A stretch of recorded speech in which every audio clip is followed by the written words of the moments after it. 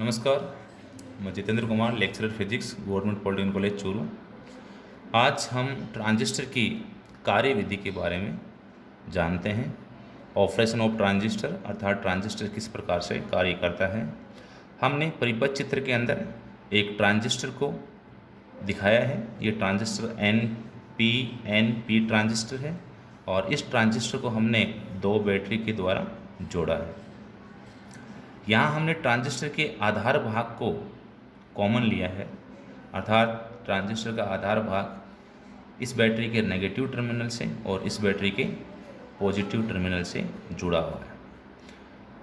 यहाँ ट्रांजिस्टर का उत्सर्जक भाग बैटरी के पॉजिटिव टर्मिनल से जुड़ा हुआ है और ट्रांजिस्टर का संग्राहक भाग वीसीबी बैटरी के नेगेटिव टर्मिनल से जुड़ा हुआ है।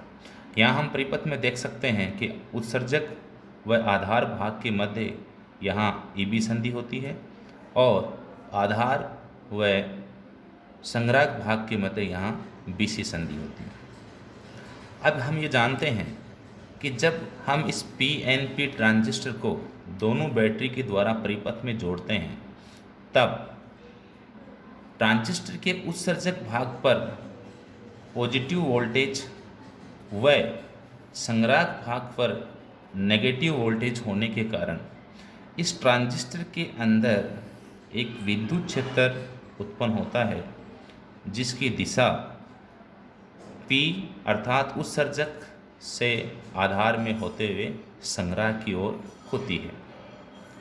पुनः हम ये भी जानते हैं कि उत्सर्जक भाग क्योंकि यहाँ P टाइप है अतः इसमें होलों की संख्या ज़्यादा होती है। हमने यहाँ पर केवल होलों को प्रदर्शित किया है व मुक्त इलेक्ट्रॉन को प्रदर्शित किया है, जबकि उत्सर्जक भाग के अंदर क्योंकि अशुद्धि के रूप में मिलाए गए ग्राही परमाणु को हमने यहाँ प्रदर्शित नहीं किया है क्योंकि वो धारा के चालन में भाग नहीं लेते हैं। इसी प्रकार संग्राहक में भी हमने केवल होलों को प्रदर्शित किया है। संग्राहक भाग में भी हमने ग्राही परमाणु जो अशुद्धि के रूप में मिलाए गए थे उनको हमने प्रदर्शित नहीं किया है क्योंकि वो परमाणु धारा के चालन में भाग नहीं लेते।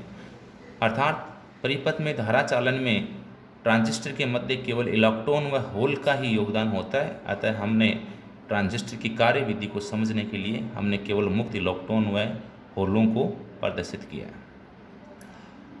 जब ट्रांजिस्टर को दोनों बैटरियों की सहायता से जोड़ दिया जाता है तब क्योंकि P भाग पर पॉजिटिव वोल्टेज व N भाग पर नेगेटिव वोल्टेज होने के कारण यहाँ EB संधि फॉरवर्ड बाइस में होती है व यहाँ P भाग पर नेगेटिव वोल्टेज व N भाग पर वोल्टेज का मान संग्राहक की अपेक्षा ज़्यादा होने के कारण BC संधि यहाँ पर रिवर्स बाइस में होती है और ये ट्रांजिस्टर जो है वो एक्टिव क्षेत्र में अर्थात सक्रिय क्षेत्र में होता है। एक्टिव रीजन में ट्रांजिस्टर आ जाता है, तो एक्टिव रीजन में अर्थात सक्रिय क्षेत्र में ये ट्रांजिस्टर कार्य करता है।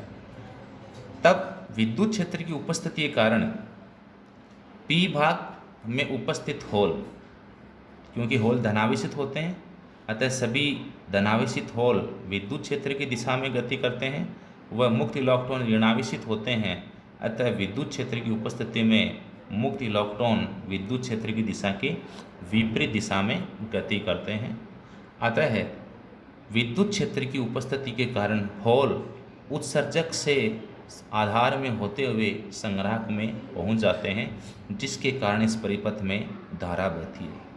इस परिपथ में बहने वाली धारा इलेक्ट्रॉन के कारण लगभग नगण्य मानी जाती है क्योंकि यहाँ होलों की संख्या ज़्यादा होने के कारण परिपथ में बहने वाली धारा केवल होलों के कारण ही मानी जाती है। मुक्त इलेक्ट्रॉन की संख्या बहुत कम होने के कारण यहाँ बहने वाली धारा इलेक्ट्रॉन के कारण लगभग नगण्य मानी जाती है।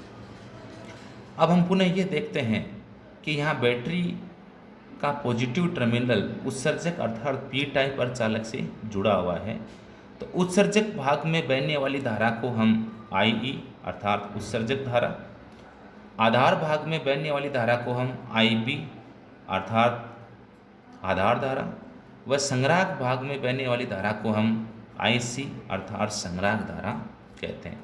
यहाँ किरचॉफ के नियम से हम ये भी समझ सकते हैं कि धारा IE का जो मान है वह धारा IB प्लस IC के बराबर होता है। क्योंकि धारा IB माइक्रो एम्पियर ऑर्डर की होती है, IC मिली एम्पियर ऑर्डर की होती है, व IE का मान भी मिली एम्पियर ऑर्डर का होता है। अतः हम कह सकते हैं कि IB का मान माइक्रो एम्पियर ऑर्डर का होने के कारण यह धारा लगभग नगण्य होती है। निष्कर्षतः IE धारा का जो मान है वह लगभग IC के बराबर होता है। यहाँ ट्रांजिस्टर में एक यह भी बात याद रखनी होती है कि हमेशा यहाँ IE का मान हमेशा IB व IC के योग के बराबर होता है। पुनः यहाँ ट्रांजिस्टर की कार्यविधि के अंदर हम ये जान लेते हैं कि उत्सर्जक धारा हमेशा आधार धारा व संग्राहक धारा के योग के बराबर होती है। इसी के प्रकार यदि हम ट्रांजिस्टर को परिपथ में जोड़ते हैं तब उसके जोड़ने के 3 प्रकार होते हैं, अर्थात ट्रांजिस्टर के जो विन्यास हैं वो 3 प्रकार के होते हैं। उभयनिष्ठ आधार विन्यास, उभयनिष्ठ उत्सर्जक विन्यास व उभयनिष्ठ संग्राहक विन्यास। Common base configuration, common emitter configuration व कॉमन कलेक्टर कॉन्फ़िगरेशन। सबसे पहले हम ट्रांजिस्टर का कॉमन बेस परिपथ पढ़ते हैं कि किस प्रकार से कॉमन बेस परिपथ बनाया जाता है।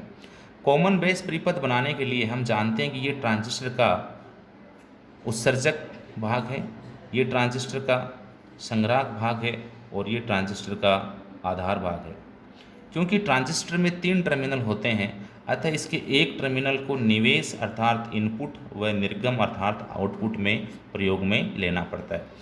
ट्रांजिस्टर के जिस टर्मिनल को हमने निवेश व निर्गम दोनों में उपयोग में लिया है उसी प्रकार से ट्रांजिस्टर का विन्यास परिभाषित होता है। अर्थात यहाँ परिपथ में हम देख सकते हैं कि ट्रांजिस्टर के आधार टर्मिनल को हमने निवेश व निर्गम दोनों में प्रयोग में लिया है, अतः यह ट्रांजिस्टर उभयनिष्ठ आधार परिपथ विन्यास या उभयनिष्ठ आधार परिपथ में होता है।